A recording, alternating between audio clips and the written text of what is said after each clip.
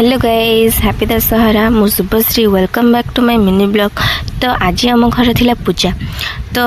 विश्वकर्मा तो आम गाड़ी पूजा ही नाला कारण आम अणसुधी जाता छुतिका जाता एमती किसी भल दिन नाला गाड़ी पूजा हम तो बाबा बनई दशहरा को। तो दशहरा तो भल दिनटा से दशहरा गाड़ी पूजा करने बाबा कहले तो सी गाधे झाड़ू मारी अटो धोई मो स्कूटीटा धोईदे धोईदे सी पड़े काली कहले जिनपतर नहीं आसी जोगाड़ करके नहीं थोईदेबू जा मंदिर जा पूजा करदे पलि आसब। तापर मोर गली ठाकुर पूजा करिया लगी गाधे पाधे ठाकुर पूजा कर गली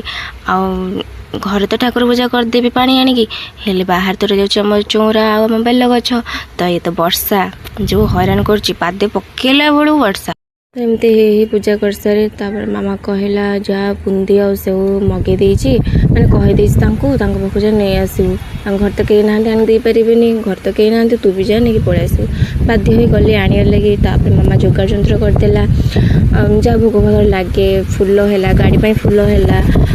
ठाकुर फूल है प्रसाद क्षीर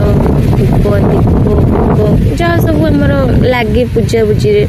तो से जिन सब जोगाड़ करदेला मामा। तो जोगाड़ सरला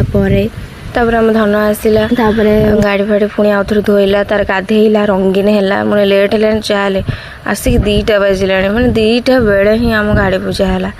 मुझे बेस रागी रागी थी कौन करी किसी तो क्या कहीपर भल दिनटा हेले भी कही धन को बहुत खिटमिट खिटमिट हो सारा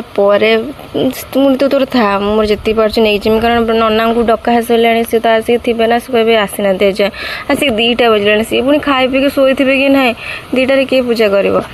तो मोर जी धरिकी तर मोर जावा कथा पलि मंदिर सेपटे नना भी आसिले मु तो पहुँची माने नना ही आसिले गली